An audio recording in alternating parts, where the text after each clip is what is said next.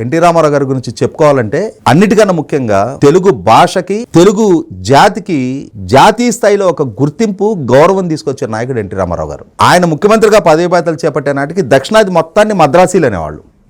మేము మద్రాసీలు కాదు, మాది ఆంధ్రప్రదేశ్, కోట్ల మంది మాట్లాడే తెలుగు భాష మాదొక యునిక్ ఐడెంటిటీ మాకుంది అని చెప్పినా ఎవరు వినేవాళ్ళు కాదు, పరిగణలోకి తీసుకునేవాళ్ళు కాదు. అరే చల్ ఆ సబ్ మద్రాసీ అనేవాళ్ళు. అటువంటి స్థితి నుంచి ఎన్టీ రామారావు గారు ముఖ్యమంత్రిగా బాధ్యతలు చేపట్టిన తర్వాత రాజకీయ చైతన్యం ప్రజలకు తీసుకొచ్చారు, ప్రభుత్వాన్ని పాలనని ప్రజలకు చేరువ చేశారు, చదువు అవసరాన్ని ఆవశ్యకతని ప్రజలకు తెలియజెప్పారు. అన్నిటికన్నా ముఖ్యంగా నేటి బాలలని రేపటి పౌరులుగా తీర్చిదిద్దే ఉపాధ్యాయ నియామకాల్లో రాజకీయ ప్రమేయం ఉండకూడదు అని చెప్పని కౌన్సిలింగ్ వ్యవస్థని అందుబాటులోకి తీసుకొచ్చారు. డిఎస్సి వ్యవస్థని అందుబాటులోకి తీసుకొచ్చిన మొట్టమొదటి పాలకుడు కౌన్సిలింగ్ వ్యవస్థ చంద్రబాబు నాయుడు గారు తీసుకొచ్చారు.